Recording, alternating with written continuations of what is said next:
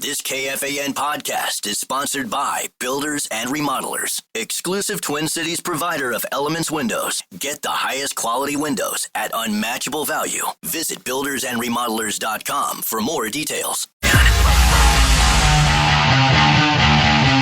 Join the fans Eric Nordo, who you're listening to right now, Sunday morning at Gray's Food Hall for Kegs and Eggs.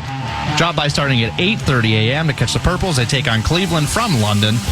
Plus, enjoy great food and your shot to win awesome prizes. Full details now, KFAN.com, keyword calendar.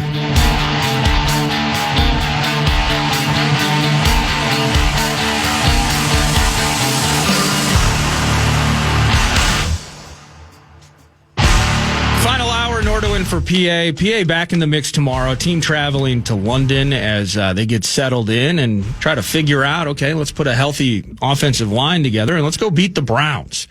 And if you were worried about TJ Watt, who had a sack and a pick in yesterday's game, wait till you get a load of Myles Garrett and Kevin Stefanski's team.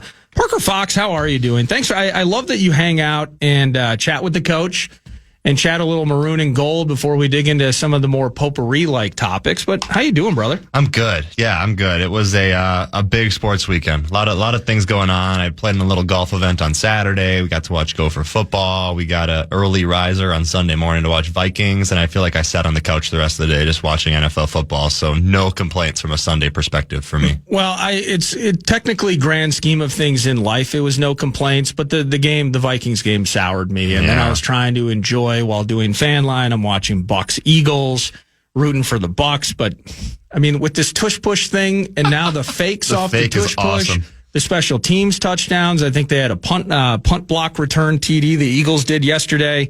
Late pick by Baker in the end zone didn't help.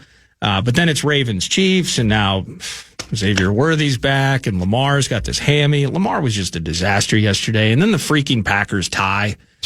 I mean, I was kind of soured on the entire affair. The Lynx kind of wilted into the mist as their season is now over.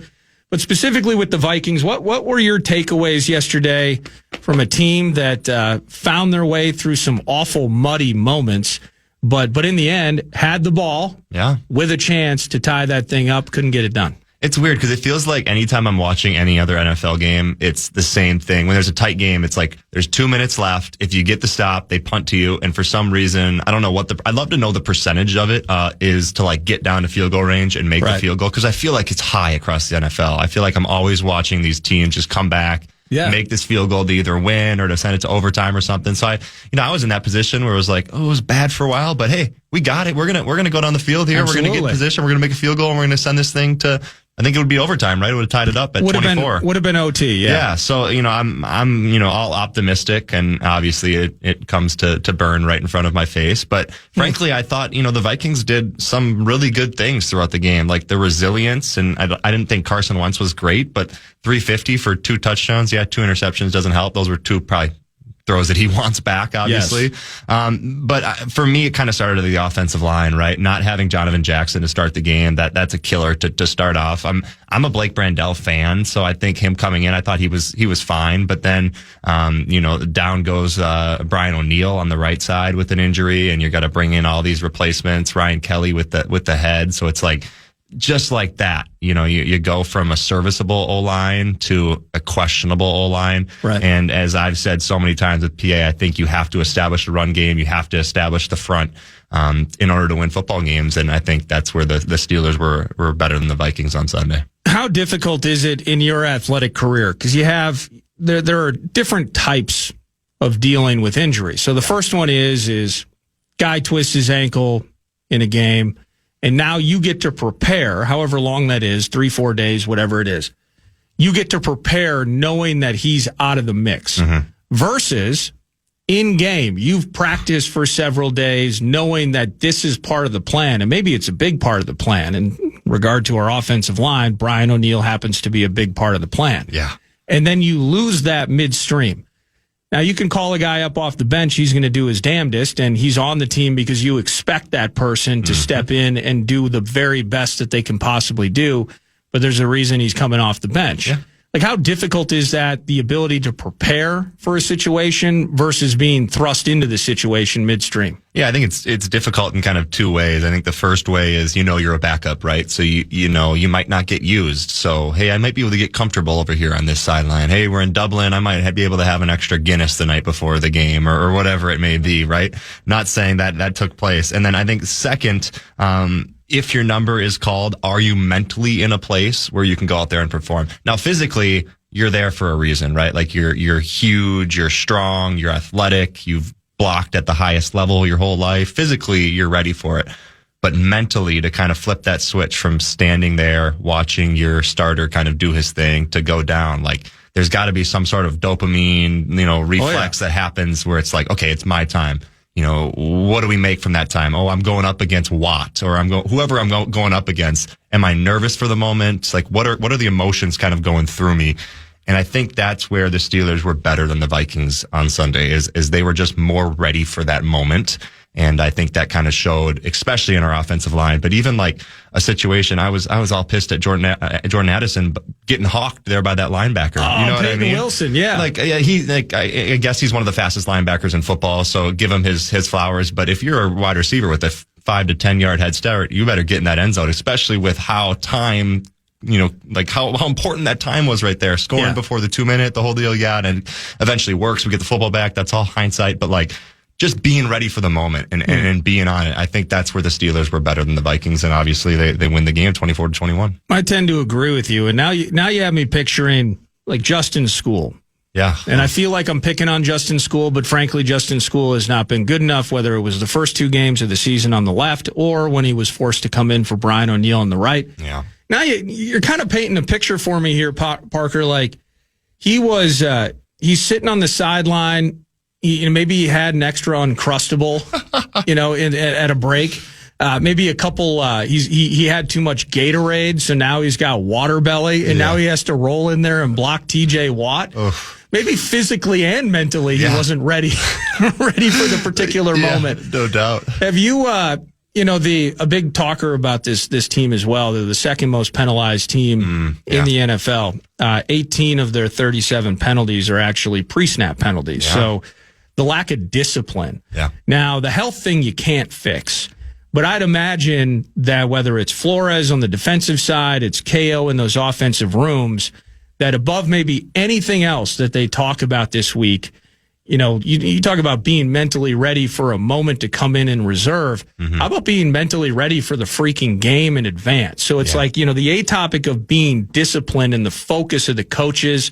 You probably were on the wrong side of just as teams that you've been on the wrong. Like, hey guys, let's pull our heads out of our backsides here and get in the freaking game here. Like the fundamentals of things, and just kind of frustrating to watch this kind of unfold over the first 4 games. And I'd imagine it's an A topic this week for KO and that squad. Yeah, completely. You have to play complementary football. And everybody thinks that complementary football means the offense does good, the defense does good. That's not necessarily what it is. It's the details that go into your game plan, where your offense is going to complement your special teams, which is going to complement your defense, and vice versa. Every kind of way you can configure that, it's all going to be complementary. And I think you're right, Nordal. It's pre-snap discipline. It's before the ball is snapped. You have to be locked in on these little details. They say football is a game of inches, and it's completely true.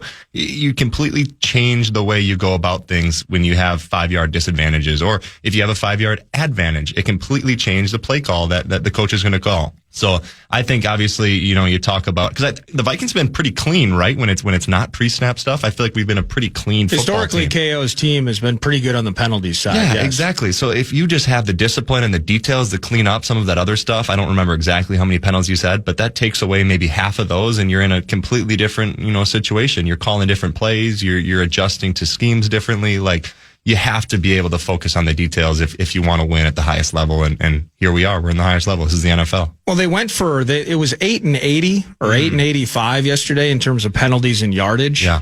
The emotions of the game, and this isn't one of those. They're unraveling. Yeah. See, they're unraveling. But in particular, the 2 unsportsmanlike, like the stuff that you can avoid. Yeah. I need Darisaw on 3rd and 7 to not have that false start. Can't do that. But I also need Byron Murphy Jr. to keep his head about him with that first unsportsmanlike. In some ways, I think I don't know if you were dialed in on the one that went to Dallas Turner. There's no chance that pragmatically you could just pick him as the sole perpetrator. No. In that match. There were 2 different scrums taking place, and somehow number 15's the only guy, and he got his helmet. Yeah, he did. Exactly. But in the end, keeping your head about you in those moments. This doesn't feel to me like it's unraveling, but it definitely feels like there needs to be some form of reality check. So this little getaway maybe in London, if anything, it could be positive and a galvanizing force this week as they figure that out. Well, you learn at a young age that the guy that kind of does the crime usually doesn't get the penalty. It's the guy that retaliates, right? Like that's that. Football fans know that. Did you ever catch an elbow to the ribs? Of course, yeah. And you want to give a guy a shot right back. You know what I mean? But there's got to be something in you that holds you back, because it's not about you, Nordo. It's not about Dallas Turner. It's not about Byron Murphy. It's not about individual players. This is the ultimate team sport. It's about the team. It's about the program. It's about the Minnesota Vikings. So if you selfishly are getting to a point where you're so boiled up and you're so over the top angry or competitive, and I do think a lot of it comes from a good place, right? It comes from a competitive nature, wanting to win, wanting to be physical, this football player. But you have to find ways to get yourself to just take a step back and realize this isn't about me. This is about something bigger. And that's what football, I think that's the beautiful thing about football. That's what football is it's about more than just an individual. It's about a team coming together, giving all they have for 3 hours with the game of inches and finding a way to win the football game. And you just can't let those little mental mistakes happen. Now, as a Gopher alum, are you a doctor now? I wish. You're not a doctor? Okay. No. But you played basketball at a high level there for many years. You are a Gophers fan. That's right. I can tell you via the 64686 Bradshaw and Bryant KFAN text line. I saw some talkbacks earlier today. Saw some during fan line. I knew it would happen. Uh-oh. They're calling for Brosmer. They're calling for Brosmer. Of course they are. I got this one. Nordo, I just want to know your personal take. I think Max Brosmer is better than J.J. McCarthy. And Max will be our next franchise quarterback because J.J. McCarthy is not ready. Max Brosmer is NFL ready right now. Plus, Max is extremely intelligent. He's just a different kind of kid. Let me know. Thanks. I knew this would happen. The love affair that was built by Max himself, by the way, by taking the opportunity as an undrafted cat. Deserves it. And he certainly does. But I knew it would happen. Teams 2-2. Forget about the kid QB coming back from the ankle. Straight to Max. Oof. Your thoughts? Well, the first thought I think of is J.J. McCarthy won a national championship, guys. Like let's pump the brakes on a lot of this J.J. conversation. He's played 2 NFL games. He did one on a poor ankle. Who's to know what that ankle injury really is? You know how severe it is. Like some of those high ankle sprains can be brutal. You know what I mean? And some people digged into it based on the play when it happened when he scrambled. That.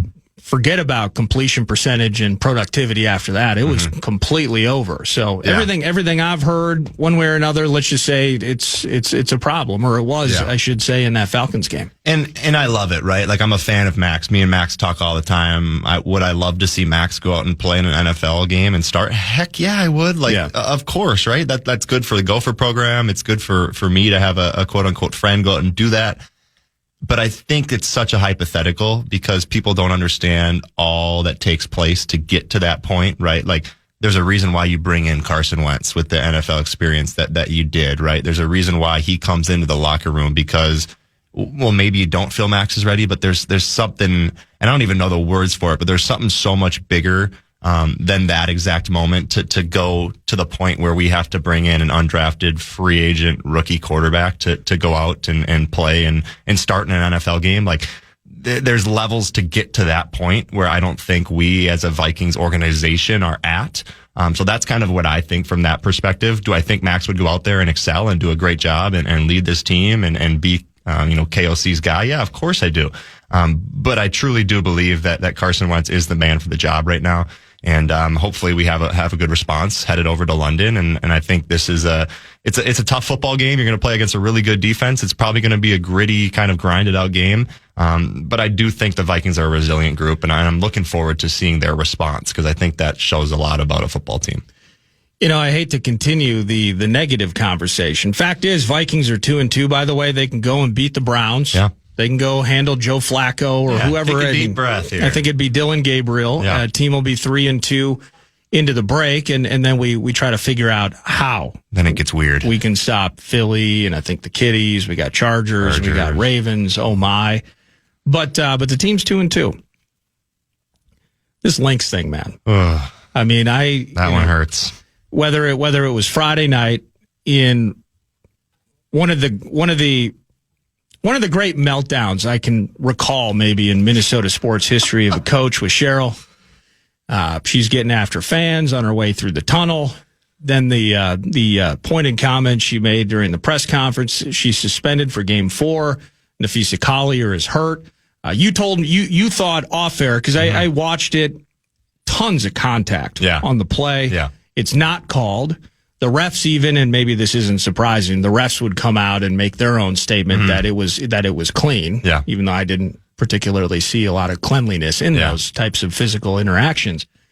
But Nafisa's out. Everyone's hurt. Team goes from it's obvious they're going to be in the WNBA finals. Mm-hmm. It's just more or less maybe how many games it'll take them to hoist the trophy in a city starving for championships. To being out, even having a 13-point lead into the fourth quarter last night and still finding their way to the loss. Frustrating among Lynx fans and Hoops fans in general with how quickly this thing imploded. Well, I go to the non-call foul Nafisa injury first, right? I think if you look at that from a complete rules perspective with no bias, you do see a clean play. But I think if you look at it from a perspective of the flow of the game, how basketball works, your best players handling the ball, going full speed in one direction. She's cut off. There's some body contact. I think you have to respect the game in that way. And I think the refs missed that point. And, obviously it's hindsight, right? She goes down with an injury. What if she's not injured? Does Cheryl give that reaction? But then you fast forward, right? That's happened. That's over. If you're Cheryl Reeves, you have to find a way to just take a deep breath. You got to either have somebody there with you. There's got to be something because even if you're going to get kicked out of that game, once you're kicked out of that game, there's got to be someone there stopping you from getting kicked out of the next game, right? Because you can't with you don't have your best player with you. You don't have, whatever your head coach, you're not going to go into a playoff game on the road. And they were up 14 going into the fourth quarter. They should have won, but it's almost impossible to go on the road without your best player and your head coach and go and win a playoff basketball game. That's almost impossible. So I think, Cheryl's probably not too happy with herself at her reaction and the way that whole deal kind of unfolded. Well, now you got me thinking. When do you think she officially was going to be suspended for? Yeah, that's a good point as well. Was it on the court? Probably deserved interrupting play, freaking out, having to be held back. Yeah.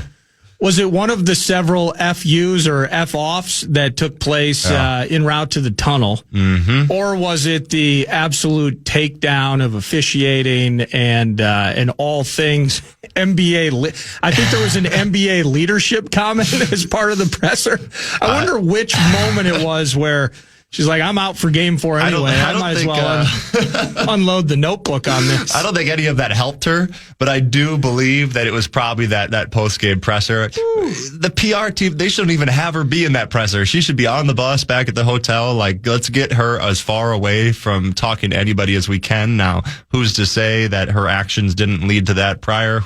Who knows, right? Yeah. But at the end of the day, you have to find a way to try to protect yourself and protect your program. And that goes back to the conversation we're having about the Vikings. It's more important than one person, right? It's more important than the anger that Cheryl Reeves has towards officiating, has towards the WNBA, whatever it may be. It's so much bigger than that one person. It has to be about the Lynx. It has to be about the program. We can talk about that, on end, but, you don't have your best. At the end of the day, you don't have Nafisa Collier. You're not going to win a championship. Yeah, trouble for them, trouble for the purple. But at least, thankfully, in the Vikings case, they're 2-2. We're all right, Nardo. Go beat the Browns. Right. Go into the break 3-2. Hopefully, get healthy and take it from there.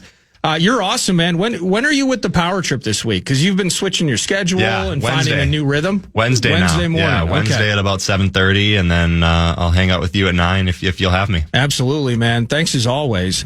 That is Parker Fox at Parker Fox 24 via X. Weekly guest 9 to noon. Weekly guest power trip. Jump in with some talkbacks around the corner. Those of you that have fired them off to the free iHeartRadio app. As we continue on, a couple segments left, 9 to noon. It's the Fan with cash opportunities. The cash thing, the Fan and two men and a junk truck want to give you a shot to win bonus bucks to the National Cash Contest. Head to KFAN.com. The keyword is bank this hour. Keyword bank, KFAN.com, keyword bank. Gear up for a hilarious night when Dane Cook returns to the Island Event Center. See his legendary style of stand-up comedy live at Treasure Island Friday, October 24th. All the details now, TICasino.com.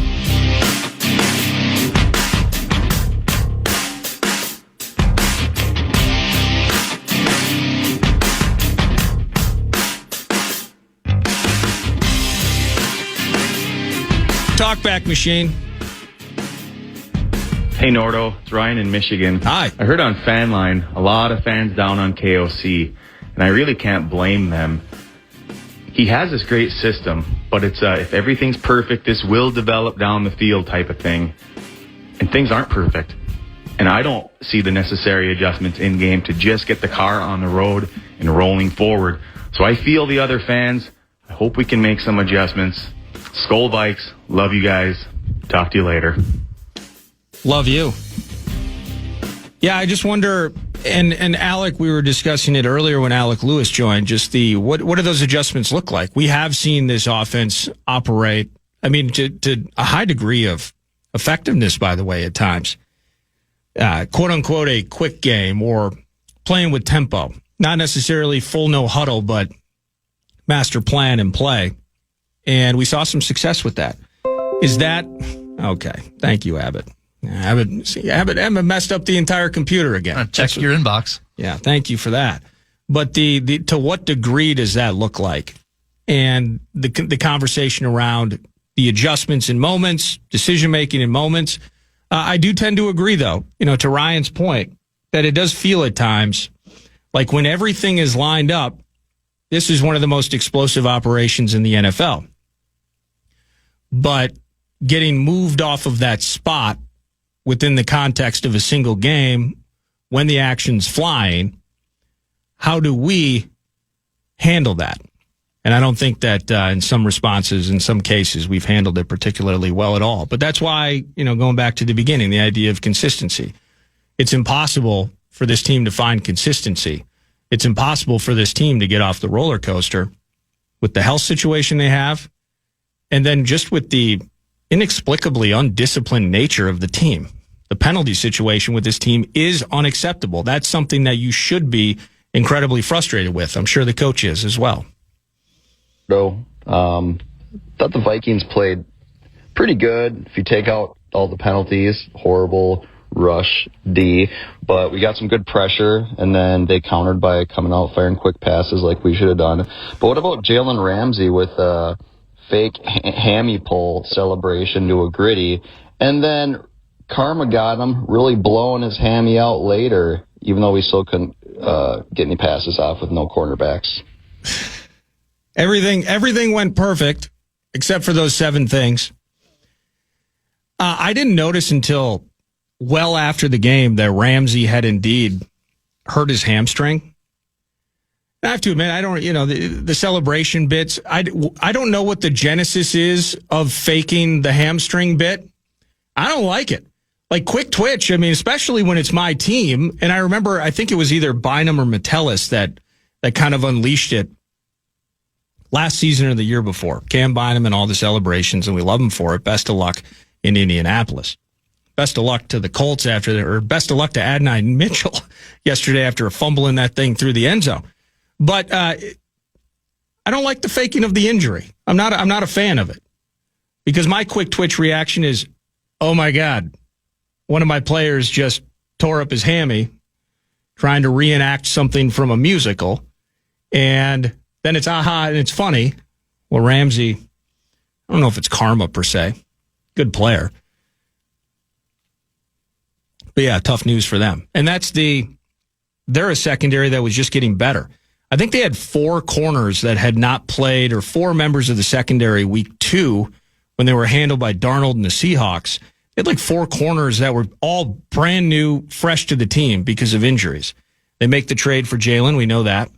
They got Deshaun Elliott back, and they're still waiting on Joey Porter Jr., but they loved seeing Deshaun Elliott, who had a nice day yesterday. A couple of pass breakups, a couple of hits on Wentz.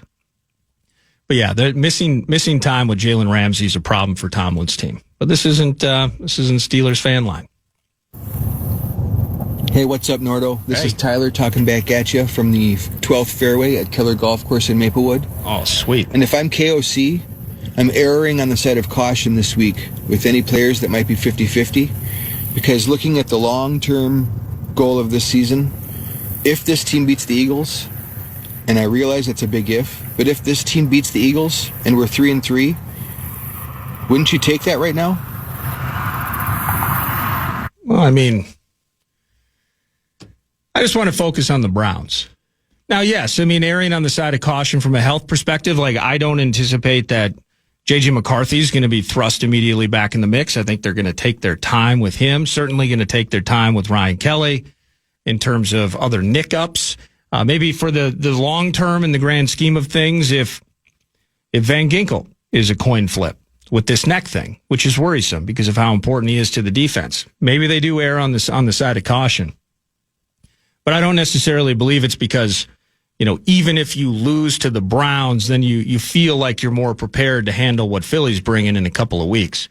I'm not sure at this stage, based on what I've seen from our offense in particular, that regardless of the health situation, that we're ready to handle what Philly's bringing in a couple of weeks. But I understand that. I understand the sentiment there. Yes, I would anticipate, long season, right? Long season with the bye, that if there are super iffy health concerns into the Browns game, that the coach may err on the side of caution. Thank you for all the talkbacks today, by the way. Really appreciate it. Super easy to do. Free iHeartRadio app. Hit that microphone with your smartphone and hit the microphone and record up to your best 30 seconds. I know the corner office. Hey, just so you know, put KFAN as a preset. Various other things that we've been asked to gently remind you of as listeners of the Fan. We'll put a wrap on this thing. Final segment around the corner. It's 9 to noon on the Fan.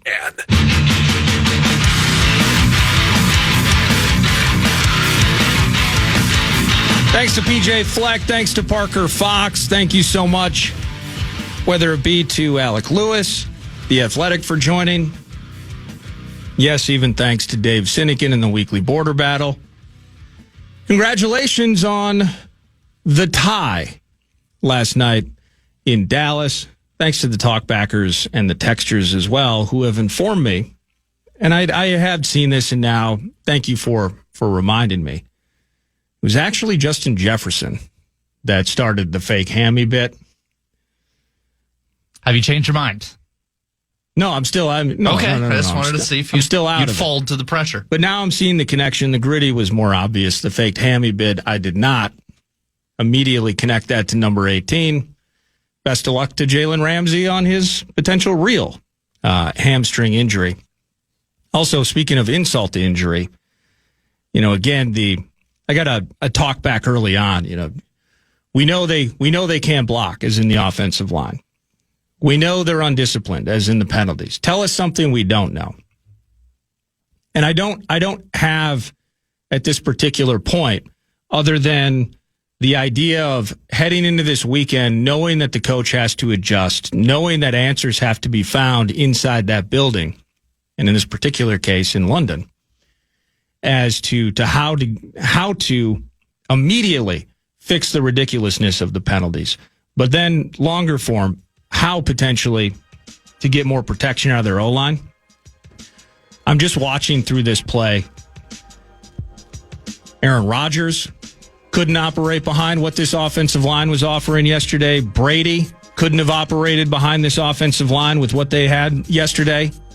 Certainly not Carson Wentz. And those 6 sacks, 4 of which were on third down. The kid QB couldn't have. Gopher fans go crazy. Max Brosmer could not have operated behind what this offensive line had to offer yesterday at Croke Park in London. So the answer's got to come from overseas. The answer's got to come from inside those rooms. And the best we can do is say 2-2. Beat the Browns, hopefully get healthy in the bye, and go from there. Thanks to Brett Blakemore for producing. PA back in the mix tomorrow. Continuing this discussion, we will get to hear from head coach Kevin O'Connell at 11 a.m. Looking forward to that. Much more in terms of recapping and looking forward with the Browns on the horizon at Tottenham. The program is next. Thanks for listening to The Fan. Have an awesome afternoon. Podcast today's Paul Allen Show, or listen back to previous show and interviews by going to the iHeartRadio app or KFAN.com.